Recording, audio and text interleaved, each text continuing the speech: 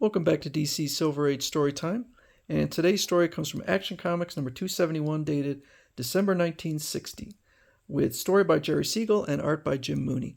Gentlemen, we have stumbled on a secret of such staggering importance, the existence of a Supergirl on Earth, that we must at once voluntarily erase all memory of it from our minds through hypnotism. Agreed?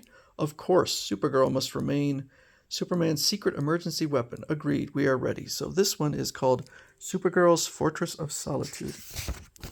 And it opens in Midvale Orphanage with poor Streaky, who at this point doesn't have any superpowers, being chased by a dog, and Supergirl uses her super breath to close the door on the dog's face. And then we get a recap of Streaky's origin. He is powered by Kryptonite X. Taking a sniff of it will grant him powers temporarily. And he's a very lucky cat because every time he loses his powers, Supergirl happens to be there to catch him. Otherwise, I think he would die. Maybe wearing this cape will remind you of when you were a super cat and make you feel brave. On the TV, we find out that Superman is yet again going off into outer space. I love Cousin Superman, but if it weren't for my promise to remain his secret emergency weapon as Supergirl, I could be adopted and have a home like other kids.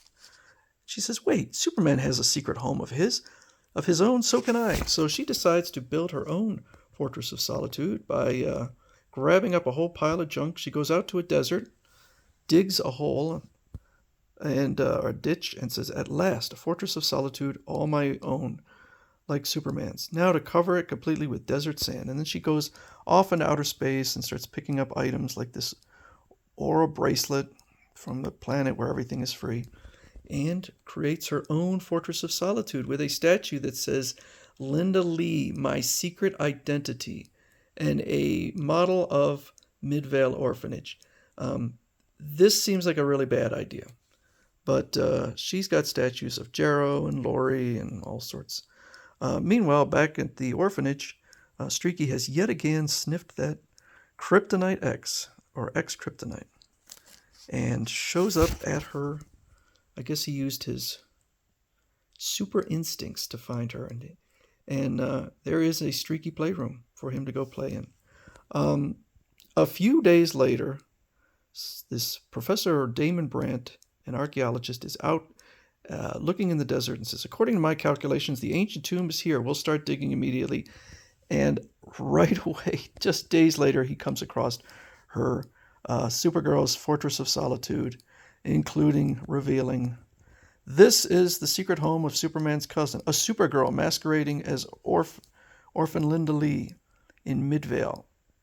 Until now, her very existence has been unknown. So he tells his other two assistants that they need to use hypnotism to remove the memory of this, and then he will hypnotize himself, I guess. And so he does, and they forget.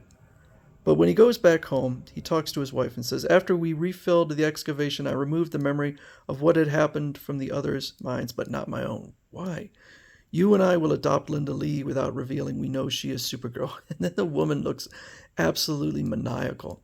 We'll pretend to love her, then trick her into making us rich. How smart. So they go to Midvale Orphanage looking for a daughter to adopt. And although Linda Lee attempts to sabotage the adoption, they carry through with it because they had no intention of not adopting her no matter what.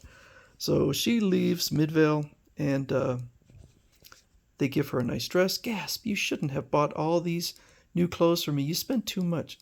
And he's thinking, we'll get it back 1,000,000-fold from you, Supergirl. So they take her out and have some fun. And then one night, Dad, why are you unhappy? Expeditions cost fortunes, my dear. No one will sponsor my new scientific project to excavate some ancient ruins in Africa. So she goes out and gets some coal and does the classic super thing. She compresses them into diamonds and then leaves them on the front step. Gasp! This package mysteriously left before our door contains a fortune in unfaceted diamonds. There's no return address.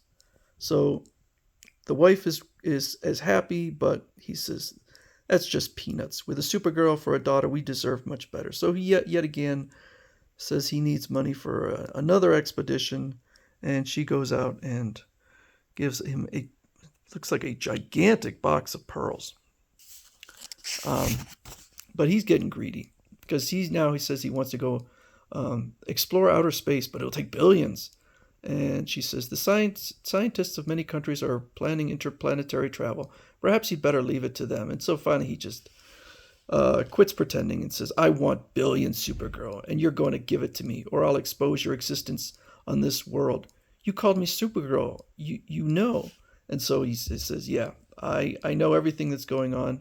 I order you to make me the richest man on earth. Do this, and my wife and I will willingly submit to your hypnotic suggestion to make us forget about you. Otherwise, you can't rid our minds of all memory of you. I'll do it for Superman's sake. So she travels back in time to grab this ancient golden statue, just drives it into the ground in a specific spot, and then goes back to the present and retrieves it. And then she goes back to 1223 with Genghis Khan, and I guess takes his treasure and builds an emerald palace. I built it and filled it with treasure that stagger the imagination. See, I've given you the riches you desire. Now let me hypnotically remove my secret from your minds. We'll never let you out from under our thumb, you trusting fool. You'll continue to do as we say, or we'll expose you. Meanwhile, Streaky flies over to the Emerald Palace. Oh no, Streaky has become super powerful once more.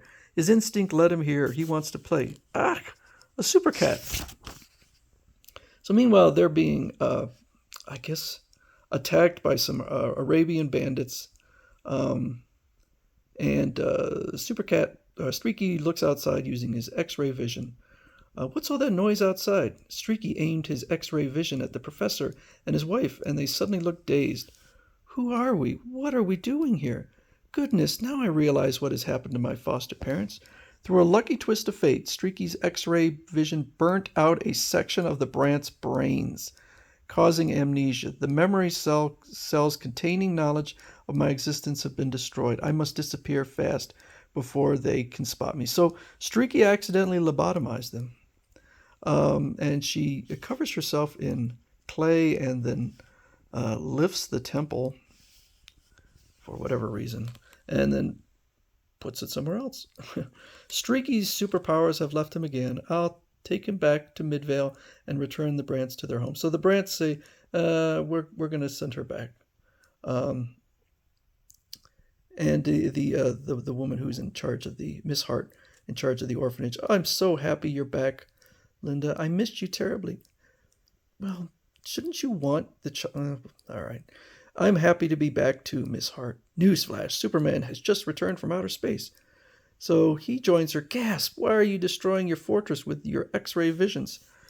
I can't risk someone else finding it, as Professor Brant did, and endangering my secret role as your emergency weapon. Or you could just, first of all, make it more secure, and second of all, not put all that evidence in there of who you are. I appreciate your sacrifice, Supergirl, but someday I'm sure you won't be so sorry. It was nice having a Fortress of Solitude all my own, even for a little while, Streaky. I wonder if I will ever have one again. I don't think so, actually.